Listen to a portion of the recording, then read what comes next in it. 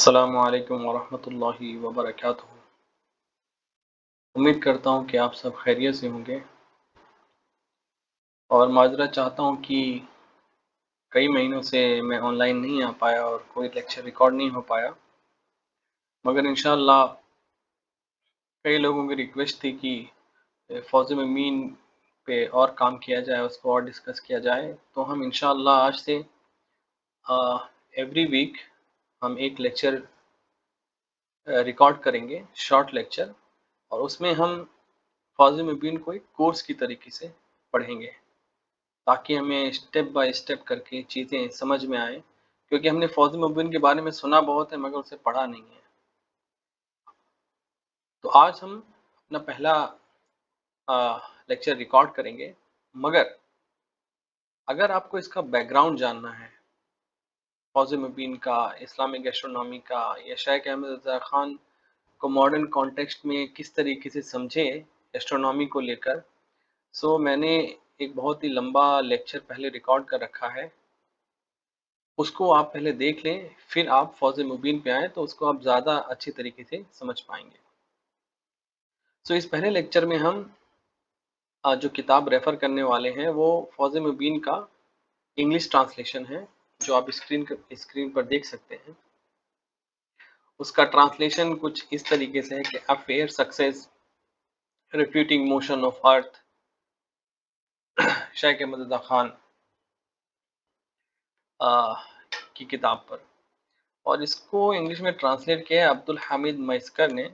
जो एमए उर्दू हैं,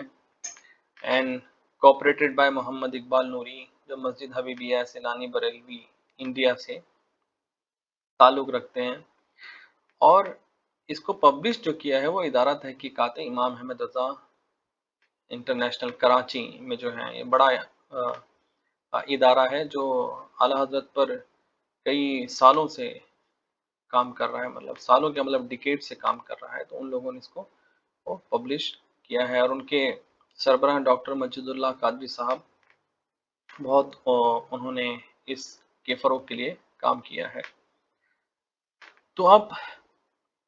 ये सब बेसिक डिटेल है इसकी,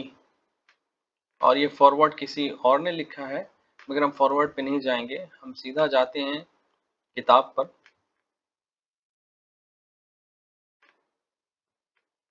तो ये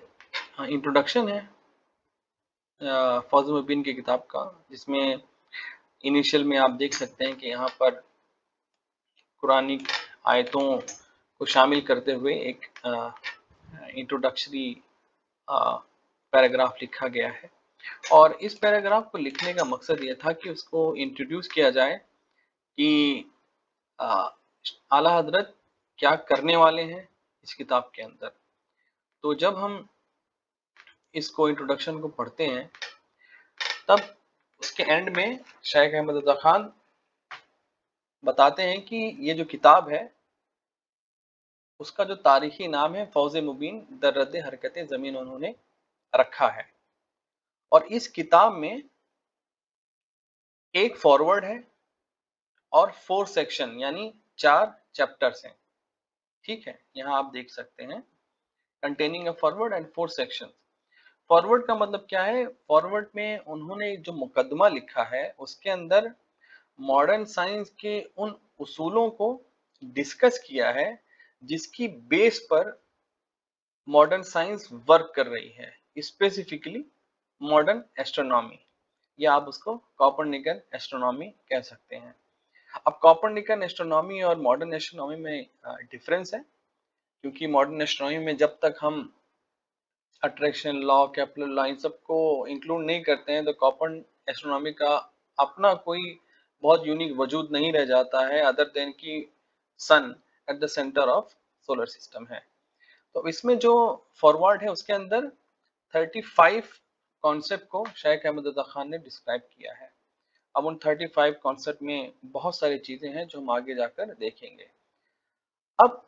ये बात आप याद रखें कि जब आला हज़रत कोई कॉन्सेप्ट लिख रहे हैं फॉरवर्ड में, उसके बाद में कॉन्सेप्ट को मॉडर्न साइंस जो कहता है उसके तरीके से लिखा है, और फिर अकूलो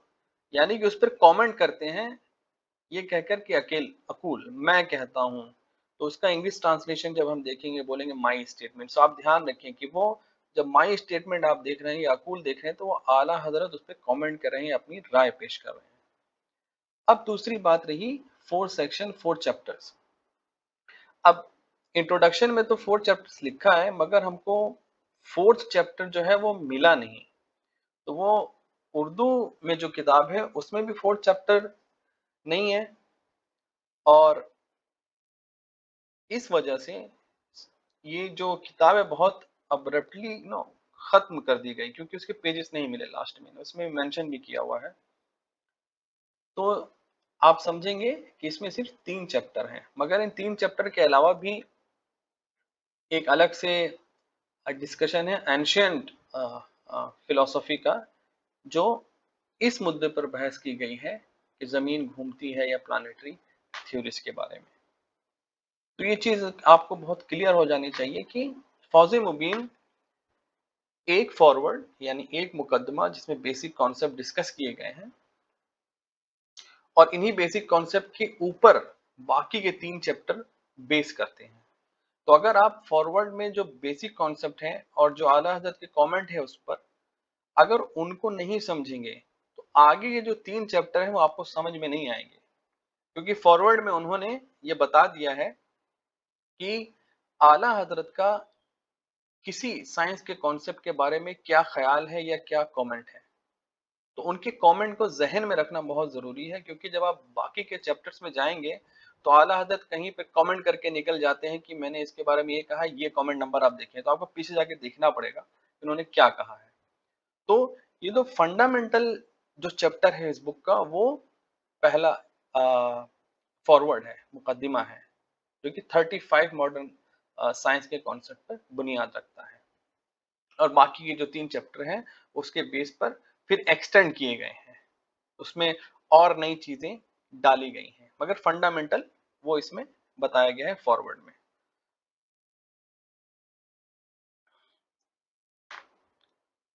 तो अब हम देखते हैं इसे forward to the establish assumptions of modern astronomy. So modern astronomy के जो एस्टैब्लिश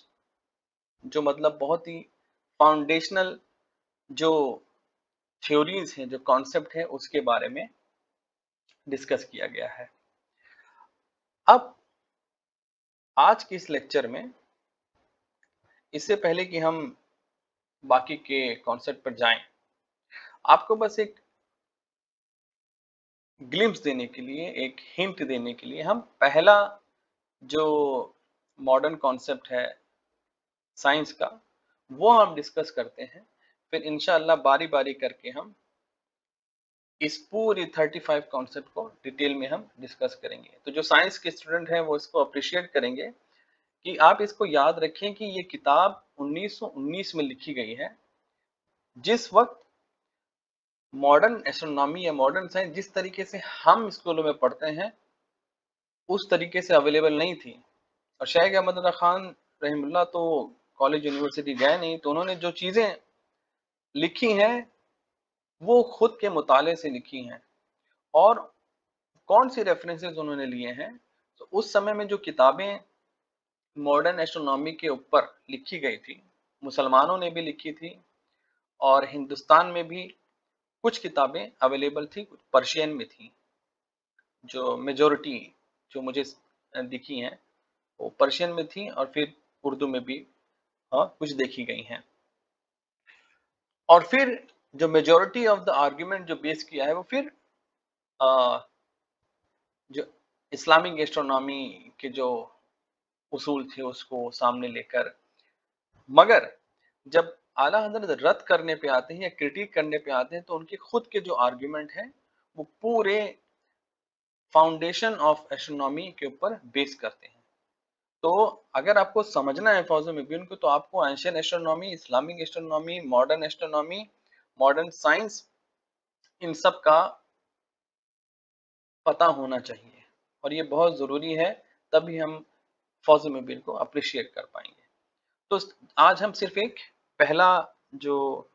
कॉन्सेप्ट है वो हम देखेंगे कि उन्होंने किस चीज़ के बारे में लिखा है। तो जो पहला कॉन्सेप्ट बता रहे हैं आला हजरत, वो ये है कि the body has the power to pull और attract another thing before it,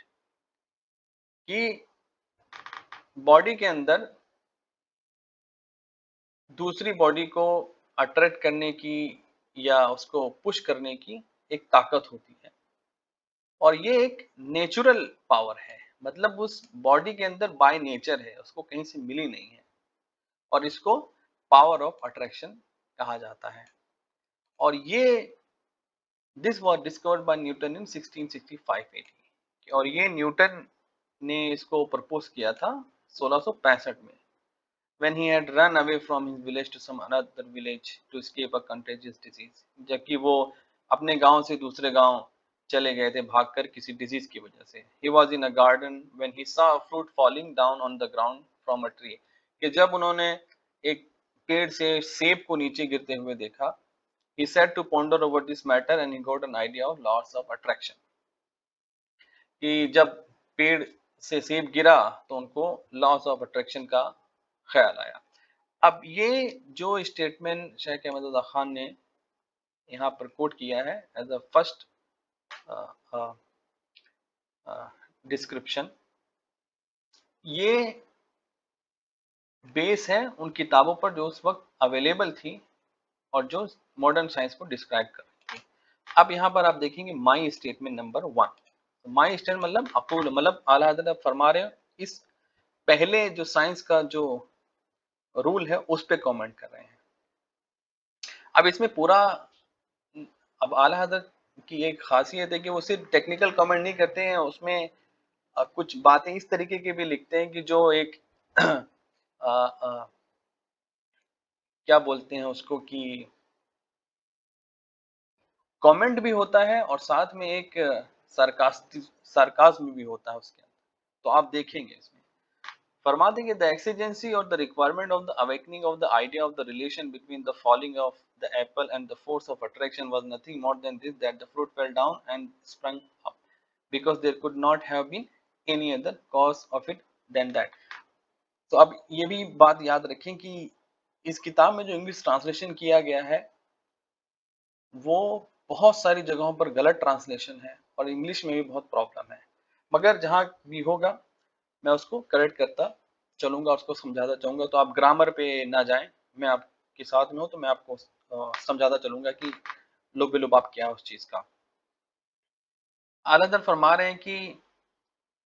सेब के गिरने से ये आइडिया आ जाना कि यहाँ पर फोर्स ऑफ अट्रैक्शन काम कर रहा है, ये सिर्फ एक ख्याल है। अब इस फोर्स ऑफ अट्रैक्शन के ऊपर फरमाते हैं कि चैप्टर 2 में जो है कंप्लीट डिस्कशन किया गया है। आगे फरमाते हैं कि is it till 1665 thousands of years back all and all philosophers and the thinkers were devoid of this year,